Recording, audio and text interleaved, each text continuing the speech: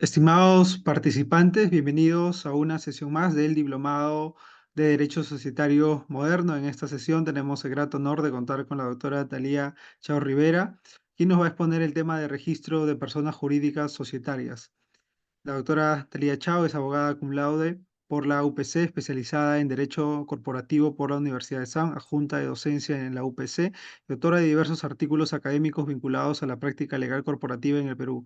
Es miembro asociado de la Comisión de Derecho Corporativo de la Sociedad Peruana de Derecho IWIT Perú, Women in Laos Perú, miembro del Consejo Consultivo de Etos, revista de Derecho de la UPC. Actualmente se desempeña como asesora legal corporativa en Química Suiza Industrial del Perú, brindando consultoría legal in-house a las empresas peruanas y extranjeras del Grupo Mulder. Estimada doctora Thalía Chao, a nombre de Biloyer, darle una cordial bienvenida y un enorme agradecimiento por haber aceptado la invitación de Biloyer de participar como ponente en este diplomado de Derecho Societario Moderno. Estamos muy contentos con ello y estamos seguros de que será una sesión muy valiosa y provechosa para todos los participantes. Muchas gracias y les doy el uso de la palabra para que pueda iniciar con su ponencia. Gracias a ustedes por la invitación. Les voy a proyectar mi pantalla. ¿Me confirman si se puede ver? Sí, sí se puede ver, doctor. Excelente. Listo. Bueno, primero quería agradecerles por el espacio. Gracias por la oportunidad de poder comentarles un poquito de lo que es el registro de personas jurídicas societarias. En realidad, este registro viene muy vinculado con la parte, digamos, legal, registral, societaria, en donde se inscriben los actos jurídicos que se te adoptan las sociedades, como los acuerdos de Junta General de Accionistas, de directorio y demás actividades que vamos a ver en un ratito. Este registro es muy interesante porque sigue las pautas, lógicamente, al ser parte de, el registro público con todos los principios que pueden conllevar, pero a su vez está circunscrito únicamente a las actividades de la empresa. Entonces, cuando eventualmente nosotros tengamos alguna evento o acto que queramos registrar, hoy vamos a ver cuáles son las pautas que se establecen en este registro público y cómo efectivamente vamos a poder seguir los pasos y las pautas para poder lograr registros exitosos de todos los actos que efectivamente vayamos a ver en la sociedad. Ahora, antes de empezar, sí quería comentarles un casito que efectivamente puede surgir en la práctica, que es, imaginemos que nosotros tenemos a la empresa A, ¿no? Es una empresa debidamente constituida, que efectivamente tiene un nuevo directorio, ¿no? Entonces deciden nombrar a la Junta General de Accionistas, deciden nombrar un nuevo directorio y por ende consta en actas esta designación, ¿no? Sin embargo, esta designación no se inscribe en el registro público. Vamos a ver más adelante cuáles eventualmente serían los efectos, pero quiero comentarles de este casito porque es un caso bastante común, ¿no? Entonces no se inscribe este designación y el directorio pues sigue ejerciendo sus actividades, pero no se inscribe. Ahora, este directorio acuerda días después realizar la venta de una propiedad de la empresa A, es decir, un automóvil, por ejemplo, en este caso puede vender, como también puede disponer de cualquier otro activo que efectivamente tenga la sociedad, ¿no? Y, digamos, está autorizado el directorio para poder realizarlo porque es un órgano de gobierno que tiene estas facultades. Entonces, imaginemos que vende esta propiedad, ¿no? Y esta propiedad es de alguna manera adquirida por Juan Pérez, ¿no? Entonces, Juan Pérez adquiere esta propiedad y se entiende que es una actividad propiamente legítima, ¿no? Ahora, Juan Pérez quiere efectivamente realizar la inscripción de su derecho, ¿no? Él simplemente recibió la venta de este bien y quiere registrarlo en registros públicos, en el registro de la propiedad mueble, ¿no? Ahora, ahí surgen varias consultas, ¿no? Le van a observar esta, digamos, esta gestión, esta transacción, porque le dicen que la sociedad no consta como un órgano transferente, es decir, que como no está registrado el nombramiento de este directorio, sería nula, como si nunca se hubiese hecho esta venta de este automóvil y por tanto él no podría inscribir su derecho. Entonces, así de importante es el registro público y la inscripción que efectivamente se realiza respecto a los actos que tomen, en las decisiones que tomen las empresas, ¿no? Ahora, pero antes que todo, o sea, ¿qué es el registro público para nosotros? O sea, en el Perú nosotros tenemos un registro público que es básicamente el ente rector que se llama SUNAR, bueno, en realidad por las siglas SUNAR, es la Superintendencia Nacional de los Registros Públicos. Esta entidad que está adscrita al Ministerio de Justicia, lo que hace es encargarse de la publicidad formal. Y llámese formal. ¿Por qué formal? Porque de alguna manera esta entidad centraliza todas las publicidades y todos los actos que efectivamente deben de ser de conocimiento público, ¿no? Es decir, existe un principio también registral en el Perú que es que toda persona se entiende que tiene conocimiento del contenido de las inscripciones. ¿Esto qué significa? Que de alguna manera se entiende que todos sabemos lo que dice el registro público y por ende nadie puede, digamos, de alguna manera ampararse en el desconocimiento de algo que está ahí, que efectivamente está en los registros públicos y yo no puedo negar un conocimiento de algo que está ahí porque se entiende que todo el mundo lo conoce. Al ser un registro público y ser de acceso a todos, lo que genera es publicidad, es decir, lo que hace es que todos los actos sean de conocimiento. Es decir, no queda en la esfera privada de las empresas, sino que con el simple hecho de inscribirse a ese acto, va a poder generarse un conocimiento y además de cumplirse con las normas y que eviten situaciones como la que hemos visto, además de cumplirse con eso, va a darse publicidad a los actos y por ende va a permitirse que Juan, en el caso anterior, retrocedo, Juan Pérez, pueda poder oponer su derecho, ¿no? Y pueden evitarse estas complejidades. Ahora, este organismo también va a dictar ciertas políticas, es decir, no solamente a nivel societario, sino que registros públicos tiene, digamos, varios sectores, por decirlo de alguna manera, entonces varios tipos de registro dentro de este gran registro público. Entonces, registros públicos lo que va a hacer es dictar políticas vinculadas a temas de los registros públicos, ¿no? Entonces, este organismo descentralizado lo que va a hacer de alguna u otra manera es poder generar la publicidad de actos, no solamente la inscripción de un directorio, sino también diversos tipos de actos que vamos a ver más adelante. Ahora, en el Perú tenemos un sistema registral, ¿no? En el sistema registral ya hablando, digamos, a nivel un poco más general de lo que son registros públicos, el sistema registral se basa en la publicidad y la seguridad. ¿Y por qué hablamos de publicidad? Porque lo que hace es divulgar, generar conocimiento a través de las inscripciones. Es decir, genera como una noticia, hace que se divulgue, que se genere el conocimiento de todo ese contenido de las inscripciones, ¿no? Entonces, genera de alguna manera protección. Por eso también hablamos de una seguridad, porque yo al poder inscribir mi derecho voy a poder decirle a todos los demás, esto es mío, en el caso yo que inscriba el vehículo que hemos visto, que quería inscribir Juan Pérez, yo voy a decir, este vehículo es mío, está inscrito en registros públicos a mi nombre y por ende ningún tercero va a poder reclamarlo como suyo, salvo que tenga el derecho de poder inscribir en el registro este hecho, ¿no? Ya vamos a ver un poquito, digamos que existen una serie de principios, específicamente en el registro público societario, pero a su vez existen también estas condiciones que generan la publicidad y la seguridad, ¿no? Entonces la seguridad lo que hace es generar una protección, básicamente a los ciudadanos que quieren inscribir cierto tipo de derechos, ¿no? Entonces, ¿por qué? Porque simplemente no van a ser privados de los derechos adquiridos, ¿no? Y como todo el mundo tiene conocimiento del contenido de las inscripciones, se entiende que todo el mundo va a saber que ese bien o ese derecho es mío, ¿no? Ahora, en el Perú este sistema registral está influenciado básicamente en sus cimientos a nivel, digamos, original. Nos basamos, cuando creamos este sistema registral peruano hace muchísimos años, nos basamos en el sistema registral español. El sistema registral español existen, digamos, varias condiciones, ¿no? Existen los famosos asientos de inscripción, que vamos a ver un poquito más adelante, y que estas inscripciones tengan efectos. Ahora, ojo, el registro público en el Perú es declarativo, no es constitutivo de derechos. ¿Esto qué significa?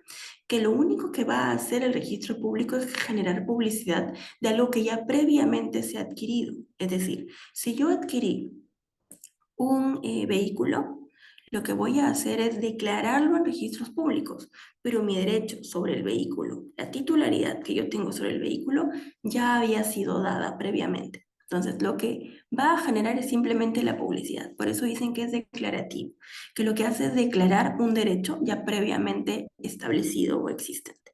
¿Ok? Entonces podemos decir que el sistema de inscripción no te va a otorgar el derecho en sí mismo.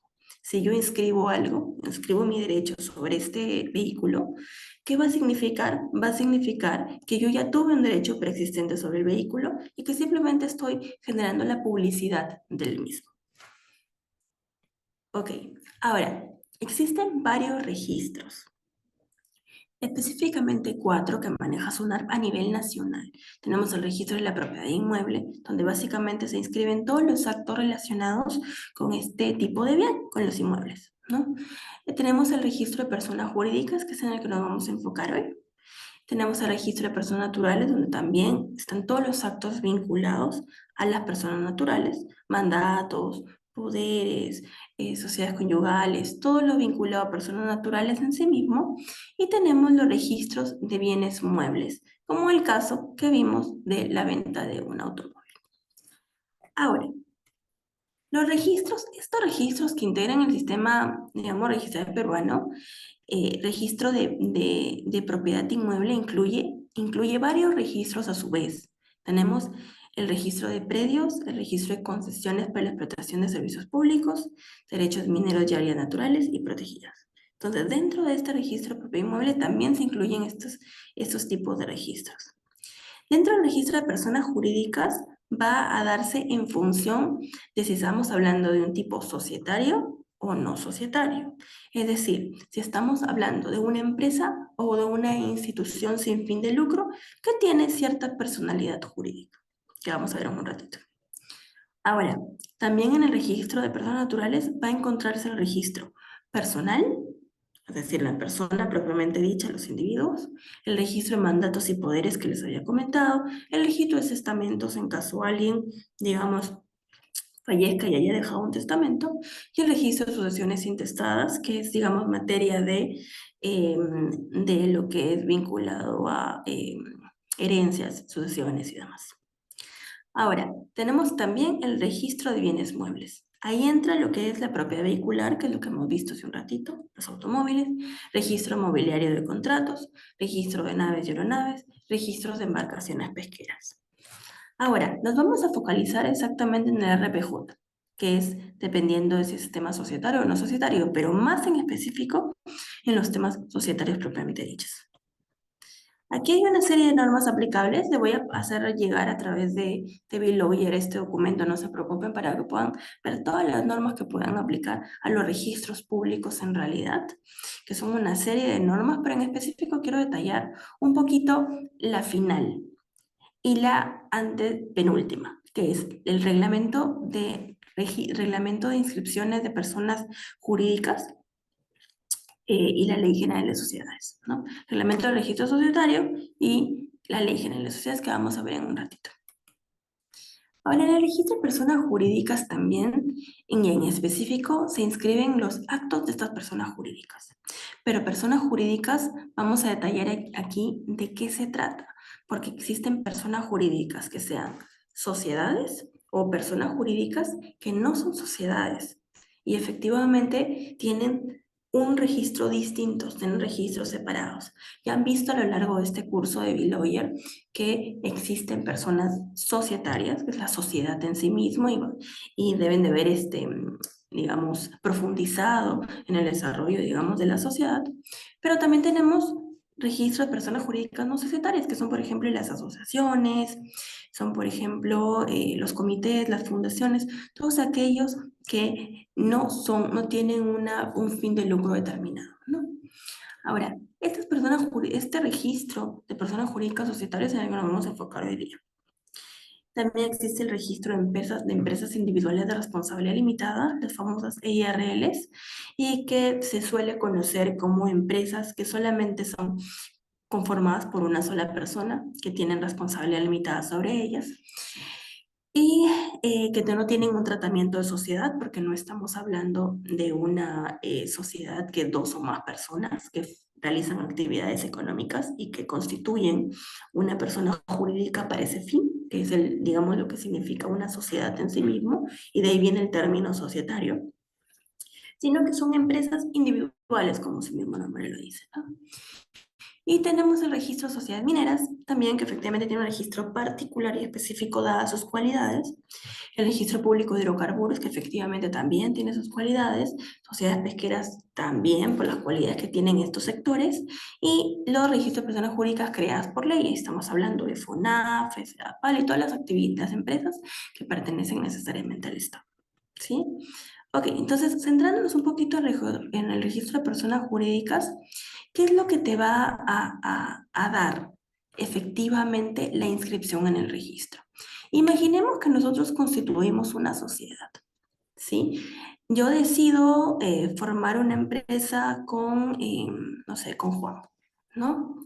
Y con Juan, con mi amigo Juan, formamos una sociedad y decimos, vamos a inscribir en el registro, ¿no? ¿Desde cuándo nace esta sociedad? Que es una excepción, digamos, a la regla de que nuestro registro es declarativo, ¿no? Nace desde la inscripción y eso lo establece nuestra Ley General de Sociedades. Entonces, ¿cómo funcionaría esta inscripción necesariamente? Brindando, digamos, todo el proceso societario que inicia desde la minuta, que eventualmente lo deben de haber visto, lo van a ver en este curso de B-Lawyer, pero tenemos desde la constitución de la empresa, que inicia con la elaboración de la minuta, determinada la elevación a escritura pública. Por regla general, ese es el procedimiento. La elevación a escritura pública mediante un notario y luego ese notario envía un parte notarial a registros públicos para que inicie el proceso de calificación para la inscripción de esta persona jurídica. Entonces, ¿qué tenemos? Allí inicia con la inscripción el nacimiento de la personalidad jurídica de esta sociedad, ¿no? Lo que implica necesariamente abrir una partida registral, ¿no? ¿Qué es la partida registral? Es como una especie de bitácora.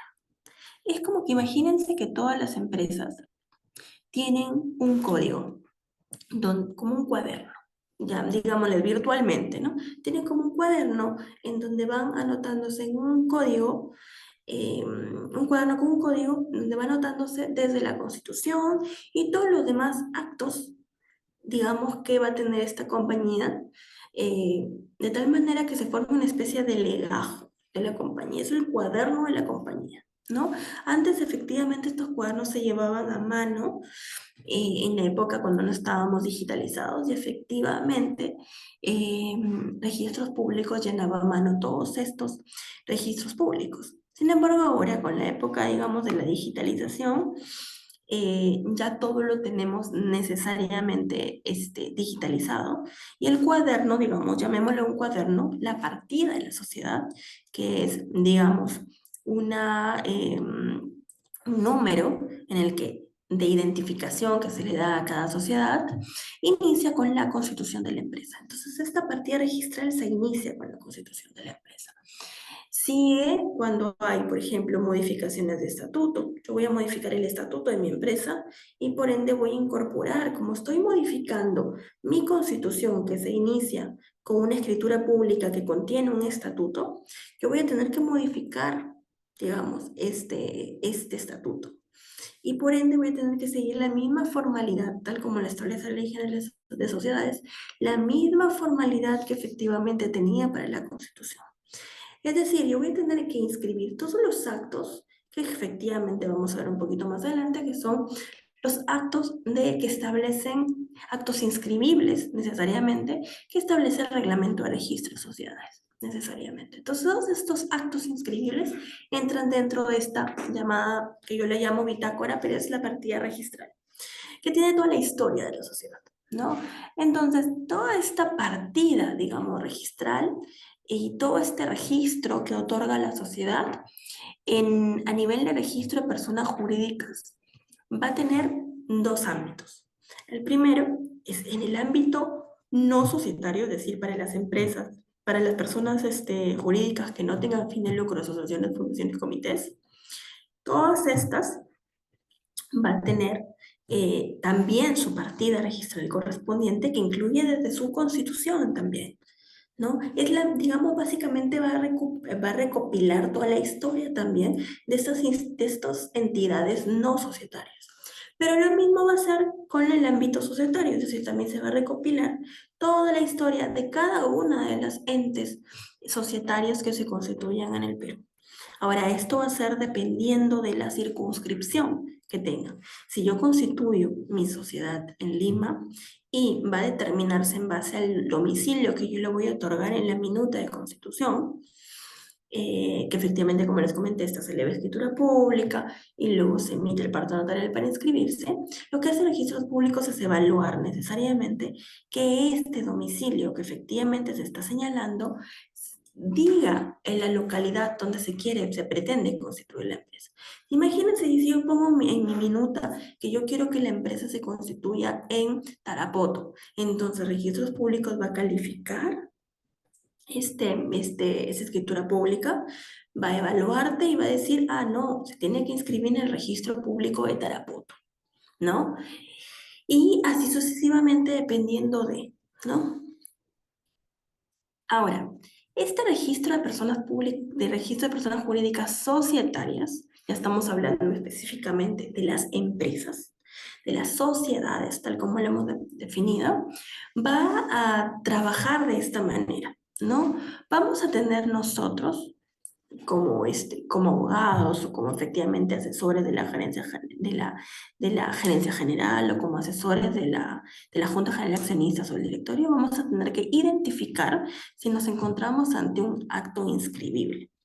Esto lo podemos encontrar en el artículo 3 del Reglamento de Registro de Sociedades, que establece toda una serie de actos que pueden considerarse inscribibles, dentro de los que se encuentran el acto de constitución, el acto del estatuto, la modificación del estatuto, el acto de aumentos de capital, el acto de otorgamiento de poderes y otros actos más que efectivamente involucren, digamos, esta actividad de acto inscribible.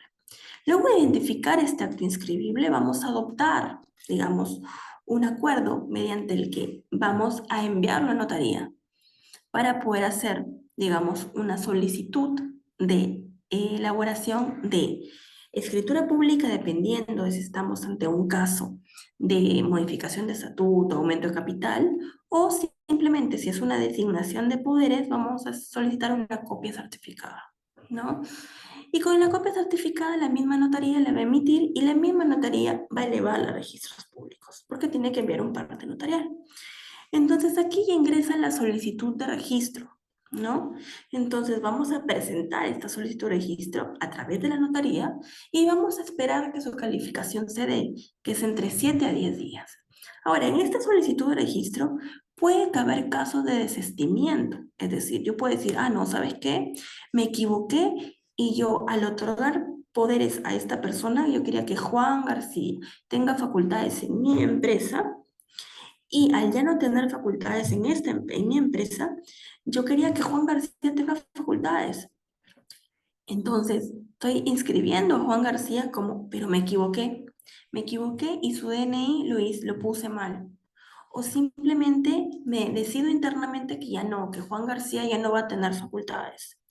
¿Por qué? Porque simplemente decidimos internamente que ya no. Entonces yo, la solicitud que presenté, puedo hacer un desistimiento, total o parcial. Puedo decir, ¿sabes qué? Yo no quiero que totalmente ya no se inscriba Juan García. O puedo decir, quiero que se inscriba Juan García, pero solamente le voy a dar estos poderes. Le había dado del 1 al 5. Ya, te voy a dar del 1, 2 y 3. No te voy a dar los dos restantes. Entonces, yo puedo hacer un desistimiento y si hay un procedimiento de desistimiento de la rogatoria a través de notaría. Pero una vez que yo solicité la solicitud de registro, hay un periodo de calificación de 7 a 10 días. ¿Y por qué hay un periodo de calificación de 7 a 10 días? Porque Registros Públicos, que tiene sus propias normas, lo que hace es decidir hacer primero un análisis de si efectivamente estamos ante un acto que efectivamente fue otorgado por esta empresa, ¿no? Hace la evaluación de todos los documentos entregados, realiza un examen y lo que hace es emitirte luego un asiento de inscripción. Previo a eso hace una liquidación del título. ¿Qué es una liquidación del título? La liquidación es cuando te emite un monto determinado de dinero que efectivamente tiene necesariamente que pagarse para que pueda tu título inscribirse. Al iniciar la solicitud de registro, yo solicito el registro y voy a tener que pagar por la rogatoria, dependiendo de las tasas que establece el registro público. Pero ¿qué pasa cuando excede esa tasa? Puede exceder y efectivamente está establecido en la normativa que rige los registros públicos, que efectivamente dependiendo del tipo de acto o de la complejidad, puede darse el caso de que tengas que pagar mucho más. Y eso también es dependiendo de la cantidad de hojas de inscripción que puedan emitirse. Aunque usualmente son, más o menos podemos ya saber cuántos, digamos, es el monto que efectivamente corresponde. Podemos igual también, podemos igual también identificar, digamos, que hay, digamos, procesos que efectivamente van a salir un poquito más y por ende tenemos que pagar ese exceso adicional, sale la liquidación. Luego de esa liquidación, luego de pagar eso, ya se genera el asiento de inscripción. Aquí veo que hay una pregunta, no sé si hay una pregunta. Raúl pregunta, dice, ¿cuál es el domicilio social de una sociedad? ¿El que está en el estatuto inscrito en donde realiza sus actividades? No, no, no, es el domicilio, tiene que ser establecido necesariamente en el estatuto que está dentro de la escritura pública que se eleva a registros públicos, ¿no? Lo que sí, efectivamente aparecería una contradicción, pero ¿qué es lo que pasa? Muchas empresas no ponen domicilio y cuando no pones domicilio se reputa en donde realizas tus actividades. Entonces espero haber contestado tu pregunta. Pero bueno, continuando. Al final vamos a tener un espacio para poder absolver todas las consultas, no se preocupen. Ok. A ver, déjenme ver, para manejar esto un poquito ya. Ok, entonces como les comentaba, el artículo 3 del Reglamento de Registro de Sociedades establece una serie de actos que pueden considerarse inscribibles, ¿no? Por ejemplo, el acto constitutivo de la persona jurídica, que es básicamente la constitución de la empresa, así como sus modificaciones. El reconocimiento de una persona jurídica constituida en el extranjero. Entonces, imaginemos que yo pongo una sucursal de la compañía no sé, en Italia, por dar un ejemplo, ¿no? Entonces, si yo constituí mi empresa en el extranjero, yo puedo poner, o sea, si tengo una empresa en Italia y luego tengo una, digamos, sucursal en el Perú, yo puedo inscribir a mi empresa en el Perú, ¿no? Si la empresa es extranjera y luego yo inscribo mi empresa en el Perú, puedo hacerlo. El establecimiento de sucursales y todo acto inscribible vinculado a estas, por supuesto. Si establezco sucursales, puedo inscribir necesariamente los datos aquí en el Perú. Nombramiento de los integrantes de los órganos, de los liquidadores, demás representantes de poder, lo que les comenté. Quiero que mi amigo Juan García tenga poderes en esto. Entonces lo inscribo, ¿no? Las fusiones, escisiones y transformaciones, entiendo que ya van a ver de qué se trata la fusión, escisión y otras formas de reorganizaciones. Es decir, fusiones cuando yo, digamos, me uno a otra empresa y las dos nos volvemos uno. Escisión cuando una parte de otra empresa viene a mí y por tanto yo la acojo y va a incrementar mi patrimonio. Y luego las transformaciones, que es, por ejemplo, cuando yo quiero cambiar de IRL a una sociedad anónima, ¿no? Por ejemplo. Ahora, la disolución, los acuerdos liquidadores, las disoluciones necesariamente tienen que estar inscritas en registros públicos porque la disolución, liquidación da fin a la sociedad. Entonces, ¿qué pasa si yo disuelvo una sociedad? Necesariamente ingresa por un proceso de inscripción en el registro público. Las resoluciones judiciales, laudos arbitrales, imaginemos que hay una resolución judicial que declara que la compañía tenga embargo de sus cuentas, ¿no? Definitivamente el embargo de las cuentas va a necesariamente inscribirse en la sociedad, en el registro público.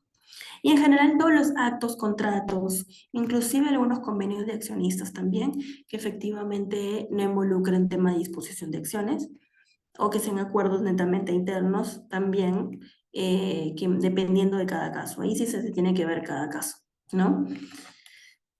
Ahora, el trámite notarial, como les comenté, involucra la toma necesariamente del acuerdo, la emisión de una copia certificada de escritura pública. ¿Cuándo es copia certificada? Cuando efectivamente yo voy a inscribir básicamente apoderados.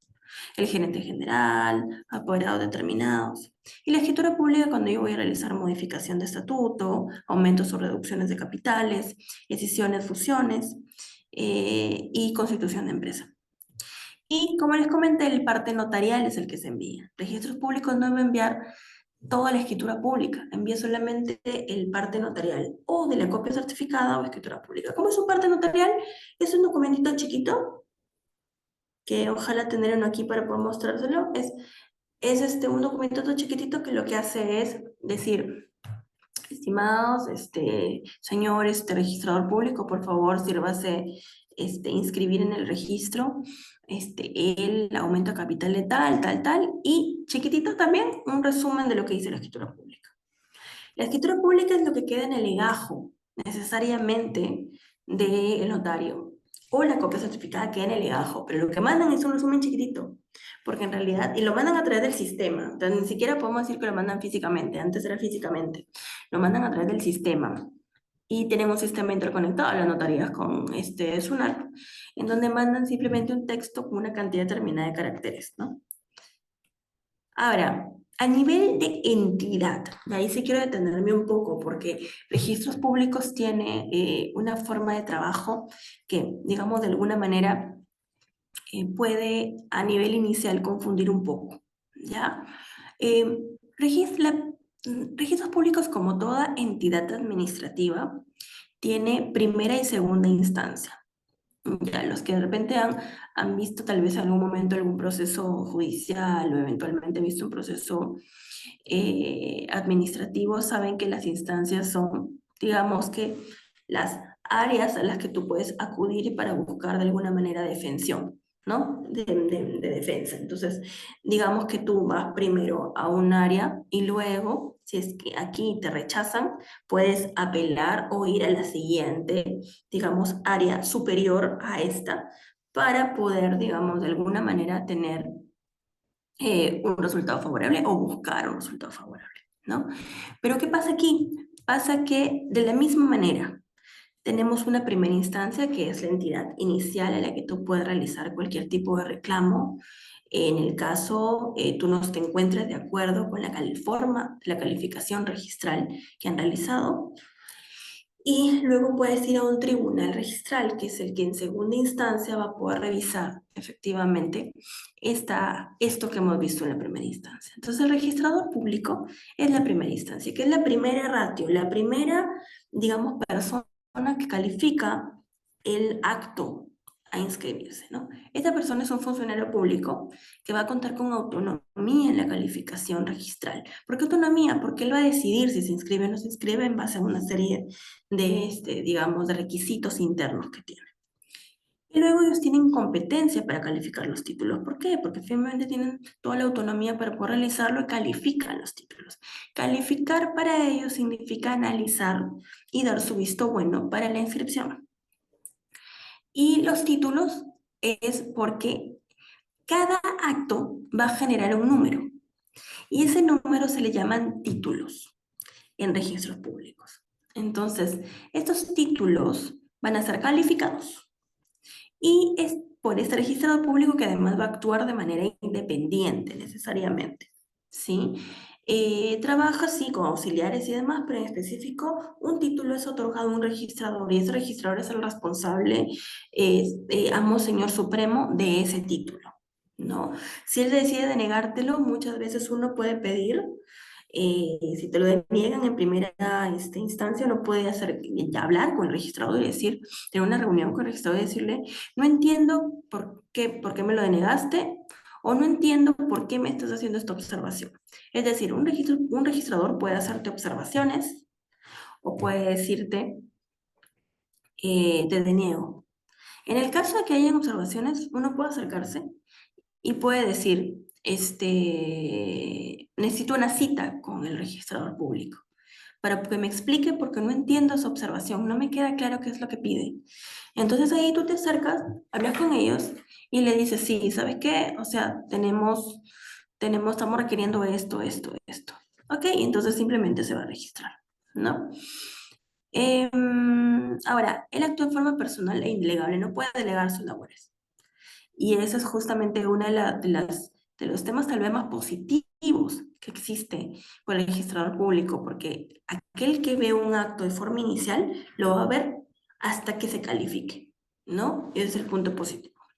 Salvo, claro, que esté enfermo y efectivamente se asume internamente y demás, pero en principio el registrador no puede delegarlo. ¿Ok? Para asumir el cargo tienes que ser peruano con 2 años en la función de asistente registral, por eso, digamos, en registros públicos tienen la función registral como una, digamos, una carrera pública necesariamente, porque puedes ascender a ser registrador público y tienes que tener 4 años de ejercicio profesional como abogado y haber aprobado un concurso público de méritos. Digamos que hay ciertos requisitos para que sea registrado público necesariamente, ¿no? Y ellos van a efectuar el proceso de inscripción de los actos necesariamente inscribibles, ¿ok? Ahora, ¿qué pasa si yo no me encuentro de acuerdo? Voy a ir directamente a esta primera instancia y luego voy al tribunal registral si no me encuentro de acuerdo con el resultado de la primera instancia. Como en cualquier otro, digamos, otra entidad administrativa, yo voy a acercarme y tengo la posibilidad de apelar a un tribunal. Este tribunal es la segunda y última instancia, que va a significar que va a resolver las apelaciones. Y en el caso de las apelaciones, también va a observar tachas. ¿Qué son las tachas? Las tachas son cuando el mismo registrador te dice, esto no es inscribible. Yo te voy a tachar el título para que lo vuelvas a presentar o ya no lo presentes, porque esto yo no te lo voy a inscribir. O también tú puedes hacer una tacha de parte, es decir, tú puedes decir, yo voy a tachar este título, porque ya no me interesa, porque ya no quiero inscribirlo, porque efectivamente me he dado cuenta de que tenía un error insubsanable, entonces yo lo tacho, ¿no? También pueden haber liquidaciones. ¿Qué significan las liquidaciones? Significan que efectivamente, como les comenté hace unos minutos, van a haber unos montos determinados que tengo que pagar, ¿no? Entonces el registrador, perdón, tribunal registral, va a evaluar si efectivamente esa liquidación es correcta con lo que me están cobrando, ¿no? Si yo me estoy quejando con el registrador público dice, yo no me equivoqué en la liquidación, se eleva a tribunal registral para poder determinar que efectivamente esa liquidación era correcta o no, ¿no? Y otras emitidas por los registradores en proceso registral, que pueden ser una serie de, digamos, de actos, pero principalmente son estos. Ahora, este tribunal registral está conformado por vocales. Estos vocales son independientes en el ejercicio de funciones, o sea, no dependen necesariamente de registros públicos y por ende no están, digamos, sometidos a ciertas reglas. Entonces tienen una visión un poco más global de esto, ¿no? Tienen competencia nacional necesariamente y están compuestos por 16 vocales exactamente. 15 que integran sala, hay una llamada sala, y uno es el presidente, se llama sala de vocales, o sala de tribunal registral, ¿no? Y existen 5 salas que conforman el tribunal registral, 3 en Lima, una en Arequipa y una en Trujillo, así funciona en el Perú. Ahora, ¿qué pasa? ¿Qué hace el registrador público? Va a realizar las liquidaciones de las devoluciones de derechos, de tasas registrales, que es lo que les había dicho, ¿no? Tasas registrales, si sobra platita, me devuelven. Va a propiciar y facilitar las inscripciones, formular observaciones y tachas de los actos y contratos. Va a emitir opinión de carácter técnico registral. Obviamente, en algunos casos va a darte algunas razones fundamentadas en la norma, en el reglamento de registro de sociedad, en la ley general de sociedades necesariamente. Y va a emitir informes mensuales internos, básicamente, ¿no? Depende jerárquicamente del jefe zonal, porque hay jefes zonales, efectivamente, cada sede de registros públicos tiene un jefe de zona para responder administrativamente y funcionalmente ante el gerente registral. Hay un gerente registral por cada entidad, digamos, por cada sede, y tiene mando funcional sobre el asistente, o sea, digamos que el asistente registral le va a reportar a él, ¿no? Ahora, el tribunal registral, como le dije, tenía un presidente, también tiene un secretario técnico y tiene 5 presidentes de sala. Estamos hablando de todo el tribunal registral, ¿no? No de cada una de las salas. El presidente es designado por el superintendente adjunto, o sea, digamos que tiene una relación un poco más jerárquica, y es designado por un año, ¿no? Cada sala está integrada por 3 vocales. Los presidentes de cada sala son elegidos por un año. El pleno registral es la reunión de vocales que integran el tribunal, y ellos justamente son los que van a aprobar y modificar o dejar sin efecto estos famosos precedentes de observancia obligatoria. ¿Qué se llaman a los precedentes de observancia obligatoria? Los precedentes son aquellas resoluciones que emite el tribunal registral que van a sentar las bases de cómo se va a desarrollar casos futuros. Así como, por ejemplo, los precedentes judiciales, los precedentes también registrales van a poder resolver ante casos específicos que luego se van a aplicar a casos futuros. Entonces, vamos a poder decir que hay un precedente cuando efectivamente este sea específicamente establecido así en la resolución del tribunal registral. Y los acuerdos que ahí tengan en pleno el tribunal registral, que van a aprobar estos precedentes de observancia obligatoria, van a establecer cómo se va a interpretar por parte de estas instancias registrales, cualquier, digamos, cualquier norma, cualquier mandato, cualquier, digamos, resolución, ¿no? Entonces, ellos de alguna manera crean, de alguna forma, la interpretación de estas normas, ¿no? Ahora, para hablar un poquito más o menos rapidito de cómo es el proceso, tenemos que la empresa toma el acuerdo, identificamos que se trata de un acto inscribible y entregamos información, ¿no? Entonces, básicamente eso es lo que tiene que hacer la empresa, ¿no? ¿Y a qué se refiere con entrega de información? A que se elabore un acta de junta general de accionistas o un acta de directorio que efectivamente sea un acto inscribible y eso se eleva a la notaría. La notaría lo que hace es recibir información, va a verificar esta información, va a emitir la famosa copia certificada o escritura pública y va a emitir los famosos partes notariales, que estos van a llegar al registrador.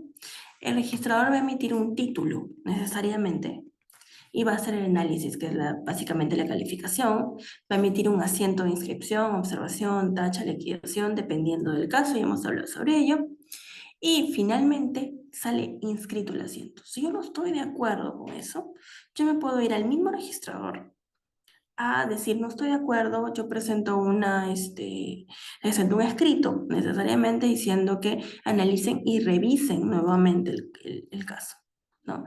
Si es que efectivamente el registrador me dice todo salió conforme, yo puedo apelar esto ante el tribunal registral, que va a recibir la apelación, va a hacer la calificación y va a emitir una resolución.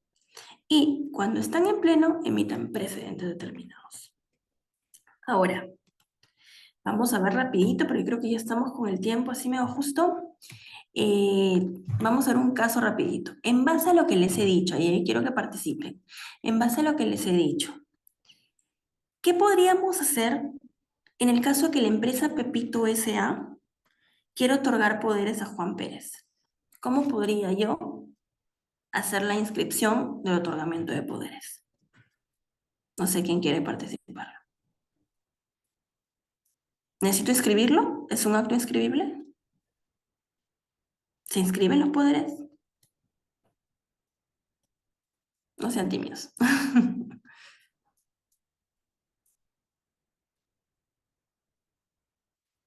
A ver, creo que hay una participación aquí. Depende del poder. Ajá. A ver, Diego, explícanos un poquito más. ¿A qué te refieres con depende del poder?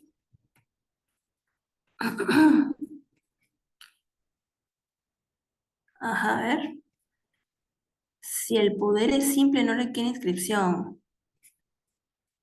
Sí, mira, qué interesante lo que comenta, digo. Sí, efectivamente hay las famosas cartas poderes, ¿no? Creo que eso es lo que se refiere Diego Santos. ¿Qué pasa? Yo puedo otorgarle facultades dentro de mi empresa a alguien y puedo decir, mira, la entidad, tengo que recoger unos documentos del Ministerio de Transportes, por ejemplo.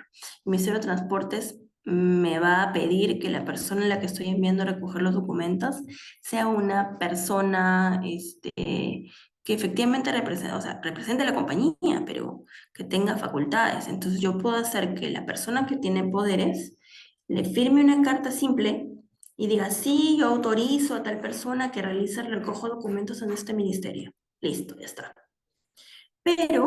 Pero, eh, esos poderes solamente van a servir específicamente para recoger documentos. ¿Qué pasa?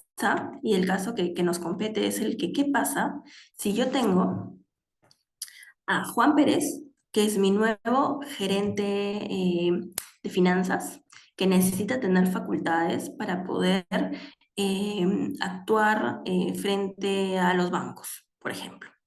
Abrir cuentas, cerrar cuentas, realizar actividades. ¿Cómo podría hacer? ¿Se inscriben? ¿No se inscriben? Se inscriben, claro que sí. Se inscriben y efectivamente seguimos el procedimiento que hemos comentado, ¿no? Que es, exacto, muy bien, Tania, Diego, lo máximo. Efectivamente se inscriben, sí. Se inscriben y siguen el procedimiento. ¿Qué tendría yo que hacer para que se inscriban? ¿Qué tendría que hacer para que se inscriban en registros públicos el poder? Porque, ojo, los bancos siempre me piden que los poderes de mis gerentes de finanzas estén inscritos en registros públicos. Siempre me dicen, ¿cuál es tu asiento de inscripción? Mándame tu vigencia de poder. Y ahorita les explico un poquito cómo es eso de la vigencia de poder. Pero ¿se inscribe o no se inscribe? Se inscribe. Entonces, les explico un poco. Cuando este poder ya está inscrito, y recuerdan que les comenté que había un asiento de inscripción, una vez que está el asiento de inscripción inscrito, tenemos una vigencia, se puede emitir una vigencia de poder, que es lo que hace registros públicos. Te va a certificar mediante esta vigencia en un documento, te va a decir que las facultades de Juan Pérez constan inscritas en el asiento A00063 de la partida registral tal. ¿Eso qué significa? Que efectivamente yo en su momento hice el procedimiento que les he comentado y obtuve un asiento de inscripción. Y ese asiento de inscripción es el que registros públicos me va a emitir una vigencia diciendo, sí, ¿sabes qué? Estos poderes todavía siguen vigentes, todavía están ahí inscritos, todavía tiene esa facultad de Juan Pérez. Entonces, las entidades, por ejemplo, las bancarias, las entidades, entidades financieras en general, me van a decir, oye, empresa Pepito, o sea, yo necesito que Juan Pérez tenga necesariamente poderes para poder hacer apertura de cuentas. Yo no sé si Juan Pérez trabaja en tu compañía, ¿cómo puedo acreditarlo? Ah, listo. Necesito que saques una vigencia de poder con mínimo 3 meses de antigüedad. Ah, ok, no te preocupes. Voy a registros públicos, gestiono mi vigencia de poder, o lo puedo hacer online ahora. Gestiono mi vigencia de poder y ese poder me va a acreditar que efectivamente Juan Pérez tuvo en su momento, tiene poderes vigentes y en su momento hicimos un acto como el que hemos comentado, ¿no? Ok, vamos con el siguiente casito. Ok, ratito. Ya, ahora tenemos otro casito práctico. Tenemos la empresa La Tiendita S.A., ¿no? Que va a hacer un reparto de dividendos. Accionistas. ¿Este es un acto inscribible o no? ¿Quién me dice? ¿Sería o no sería? Mm, ¿Quién me dice? ¿Quién me dice? No, muy bien, Diego, muy bien. Efectivamente no es un acto inscribible, además de porque no estaba dentro del artículo 3 del Reglamento de Registro de Sociedades que les he comentado, sino que es un acto necesariamente interno que va a involucrar la cantidad de utilidades que van a recibir los accionistas, y eso es algo necesariamente interno, ¿no? Muy bien. Y vamos por el caso 3. Tenemos la empresa Mi Casita S.A. que está haciendo una hipoteca sobre un bien inmueble. Y claro, estamos hablando ya de un acto sobre el bien, ¿no? O sea, estamos hipotecando el bien, ¿no? ¿Esto es un acto inscribible o no? ¿Quién me dice? Sí, muy bien, Tania. Efectivamente es un acto inscribible. Ahora, ¿en qué registro se inscribiría? ¿Registro de personas jurídicas? ¿Dónde se inscribiría? Registro de predios. Muy bien, Tania. Excelente. Sí, efectivamente es un auto escribible. ¿Por qué? Porque va a hacer algún tipo de gravamen sobre un bien inmueble y por ende es un acto que necesariamente debe de inscribirse en el registro de predios. Yo creo que estamos ok con eso. Yo creo que ya, digamos, creo que excedimos el tiempo, no sé, está muy bien, pero nada, les agradezco un montón, espero que hayan, digamos, recordado o aprendido algo nuevo el día de hoy y nada, si hay algún tipo de pregunta, quedo a disposición. Sí, Diego, uy, Raúl, hay un montón de preguntas, a ver, cuéntenme. Diego primero y luego Raúl. Doctora, buenas noches. Hola. Excelente ponencia. Doctora, una consulta. ¿En qué casos se recomienda poner un apoderado? Porque yo sí he visto esa figura en la Constitución perdón, en la minuta de Constitución y quisiera saber en qué casos se recomienda y en qué casos no se recomienda tener un apoderado. Mira, en realidad, qué excelente pregunta, Diego. En realidad va a depender mucho del tráfico mercantil que tú tengas. O sea, de las actividades propias del negocio y la necesidad que tú vayas a tener. En principio, la ley general de sociedades no te obliga a tener apoderados. Lo que haces es tener un gerente general que tiene las facultades de representación de un apoderado también. Entonces, en la medida que tú puedas hacerlo todo con tu apoderado, genial. Ahora, lo que pasa es que efectivamente a veces el gerente general no se da abasto o hay actividades, ya cuando tu empresa está desconcentrada o tiene más actividades, necesitas alguien más que pueda ejercer actividades. No sé, por ejemplo, que un gerente legal tenga facultades para ir a procesos judiciales y no siempre lo haga el gerente general, ¿entiendes? Claro. Doctora, Sí. pero Ujú, ya, y supongamos que yo soy el gerente general, pongo a un apoderado. Ese ujú, apoderado puede contratar por mí en caso, por ejemplo, no sé, se requiera proveedor para no sé, a ver, para catering, por ejemplo. ujú. Soy el representante legal, pero yo digo, no sé, le puedo dar poder a esa persona que es un tercero que es ajeno a la sociedad. Te puedo decir, ¿sabes qué? Quiero que tú me representes para ciertas actividades, para esta actividad en De específico. hecho, sí, ¿Ah? de hecho eso se llama delegación de facultades, ya lo que tú comentas. Y la delegación de facultades, ¿qué significa? Que yo le puedo delegar a X persona como gerente general, yo tengo actos de disposición y de delegación. Puedo delegar parte de mis facultades o todas a alguien. Entonces, va a depender también mucho de internamente la confianza, la necesidad del negocio, un montón de razones, pero efectivamente puedes tú delegarle, no sé, a tu empresa tercera que pueda representarte en ciertas actividades. Ahora, no es lo recomendable a nivel de tráfico mercantil, ¿no? Se entiende que lo ideal es que una persona interna del negocio pueda hacerlo, pero de tener la facultad de delegación, el gerente general intrínsecamente la tiene. Por simple hecho de ser gerente general no necesita tener las facultades inscritas, pero sí efectivamente puede delegar. Y puede delegar a un tercero, sí, pero también, o sea, también con ciertas limitaciones. Ahora, también todo va a depender de cómo esté establecido en su estatuto las facultades que tú le otorgaste al gerente general. porque sí tiene facultades de delegación, que es lo que establece, digamos, la Ley General de Sociedades. Por el solo hecho de ser gerente general, tiene facultades de representación por procesal, por el artículo 74 del CPC, tiene facultades de TER y facultades de delegación respecto a las actividades de tal. Sí, por el simple hecho de ser gerente general. Pero ¿cómo lo pusiste en el estatuto? ¿Es delegar a funcionarios internos o delegar a terceros? Pero en principio lo podría hacer. Espero haber contestado tu pregunta. Ay, doctor, entonces sí que en el estatuto está que sí puedo delegar, y ahí Lo es, delega. ya, si es para una función en específico, solamente, por ejemplo, para, ¿cómo le digo? Si es que necesitan un proveedor, yo soy el gerente, pero digo, ¿sabes qué?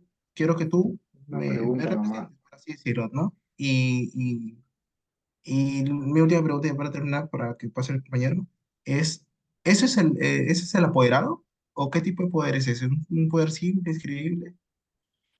Lo que pasa es que cuando tú delegas poderes. O sea, el gerente general es gerente general y apoderado. El apoderado, cuando tú le delegas solamente a un apoderado, es un apoderado únicamente.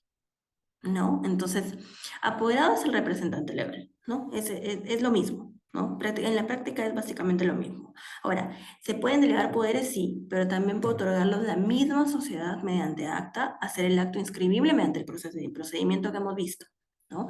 Puedes hacer eso, ¿no? Espero haber contestado tu pregunta. Gracias, doctora.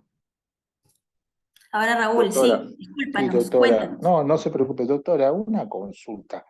Mire, este, si una sociedad, por ejemplo, justamente está hablando del domicilio, si una sociedad tiene, digamos, su domicilio No te escucho muy bien, en Raúl. la Si una sociedad tiene... ciudad de Lima, el domicilio, ahora la sociedad tiene su Sí, domicilio en Lima. No sé si me escucha. sí, Ahora sí. Ya, una sociedad tiene domicilio en Lima, ya. Está inscrito en registros que tiene domicilio en Lima, pero sus actividades económicas por lo general lo hace en Piura, por ejemplo. ¿Ok?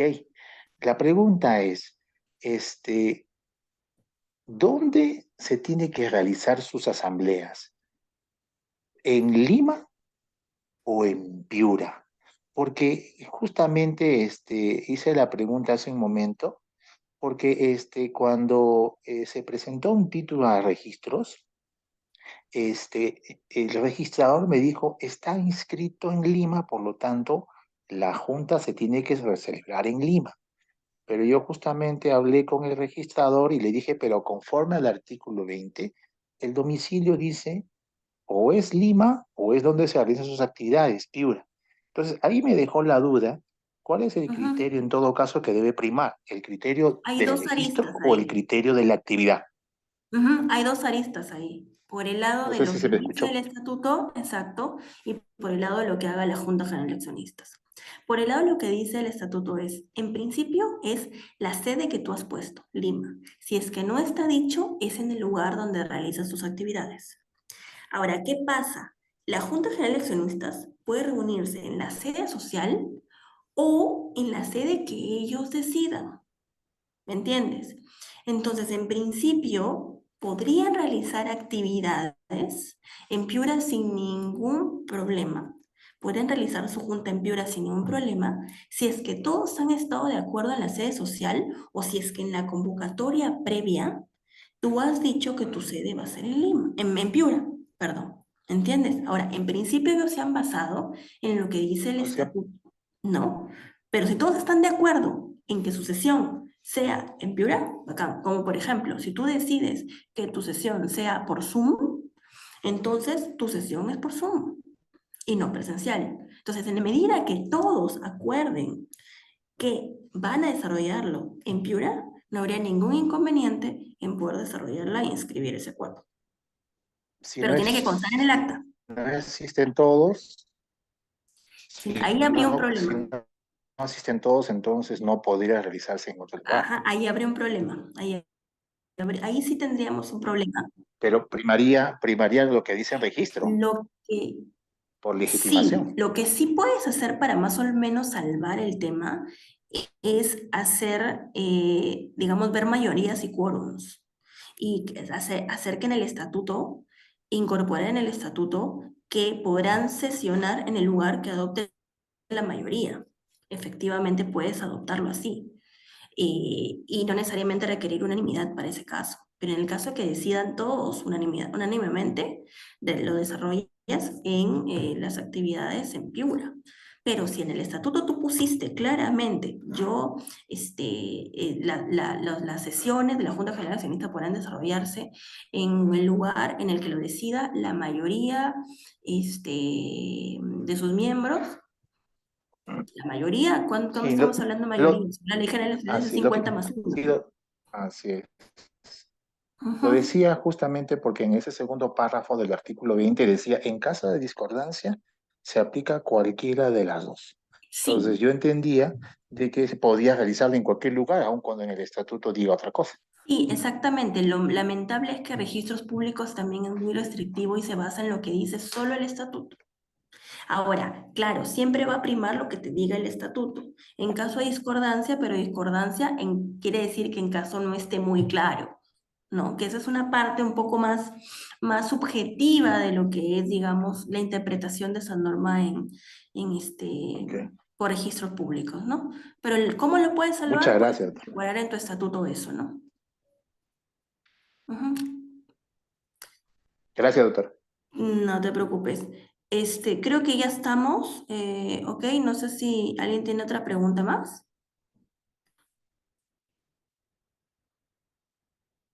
Creo que estamos, ¿no? ¿Sí? Ok.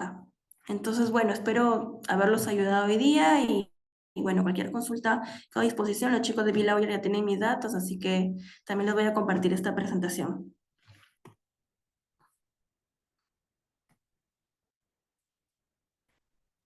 Muchísimas gracias, estimada doctora, por la excelente disertación que nos ha brindado en esta sesión.